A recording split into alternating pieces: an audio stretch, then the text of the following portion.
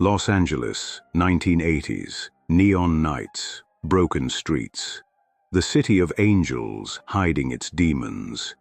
In the shadow of palm trees and freeways, a handful of boys with nothing to lose carved their identity into the city's skin. They were children of war, refugees of El Salvador's civil conflict, scarred before they could shave. They built something to survive, and the world would call it a monster. A name whispered through prisons, borders, and headlines. MS-13. 2 letters and 2 numbers that terrified governments, fueled political speeches, and became a symbol of chaos itself. But where did it really come from? How did a small street gang from Los Angeles infect entire nations? And why, after 40 years, can't America kill the thing it created? The Salvadoran Civil War raged for over a decade. 75,000 dead. Entire villages erased. Those who could escape fled north, toward the promise of America. But Los Angeles in the early 80s wasn't paradise. It was a battlefield divided by color, poverty, and territory. Latino immigrants crammed into decaying apartments, surrounded by gangs who saw them as prey. Police saw them as statistics. The rest of the city barely noticed them at all. Out of this pressure cooker, a survival instinct took shape, a pact of brotherhood among Salvadoran youth. They called it Mara Salvatrucha. Mara for gang, Salva for Salvadoran, Trucha for alert, because only the sharp survive. They weren't chasing glory, they were chasing safety. In their minds, the gang wasn't evil, it was armor. But armor hardens, and when armor hardens, it cuts. As the 80s bled into the 90s, LA's streets turned into open-air war zones. Bloods, Crips, 18th Street. Territory was life and death. MS-13 fought to defend itself, but violence became its language. Tattoos branded loyalty. A blue bandana meant family and enemy at the same time. Prisons overflowed, turning neighborhoods into recruitment centers. Inside, young men learned structure, hierarchy, and hate.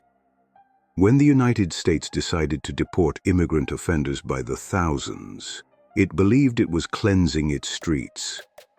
But these planes carried something contagious, an idea, a code, a brand of violence now stamped made in America. They weren't leaving MS-13 behind, they were exporting it. El Salvador, Honduras, Guatemala, nations still bleeding from war. Into this vacuum returned hundreds of men trained by LA streets and hardened by US prisons.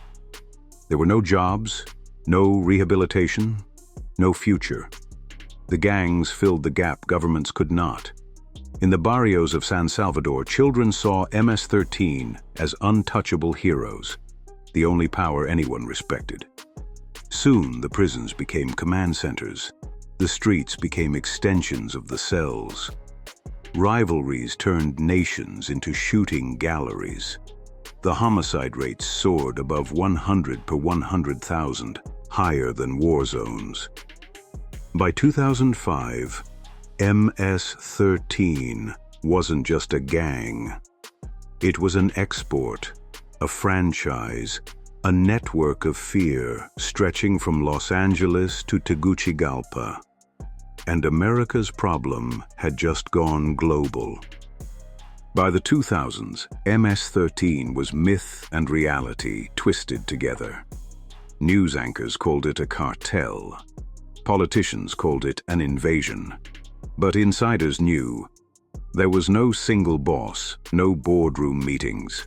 Only small cliques ruled by chaos and loyalty. They survived on extortion, drugs, and reputation. Fear became currency. In poor communities, one whispered threat could control an entire block. Governments responded with crackdowns. Mano dura, the iron fist. Thousands jailed, but prisons only deepened the network.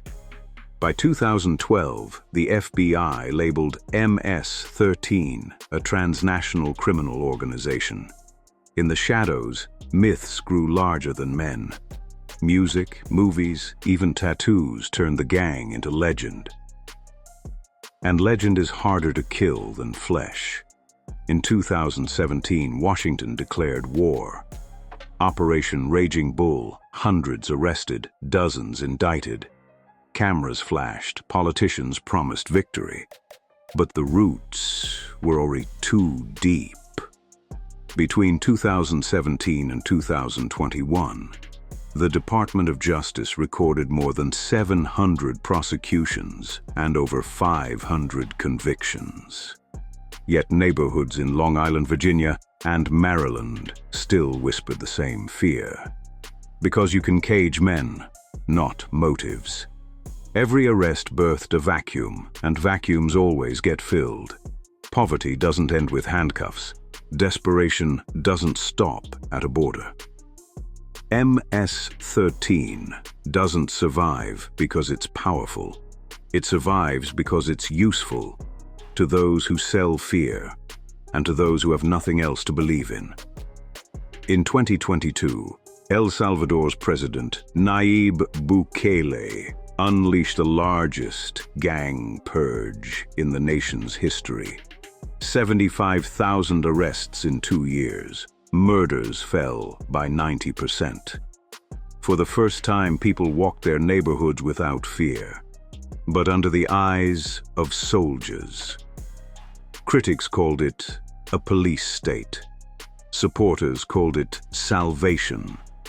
The world watched a nation trade liberty for order, and many wondered if that was a trade worth making. 40 years later, the blue graffiti still stains the walls. The gang that began as protection became a prophecy, a warning etched into the story of 2 continents.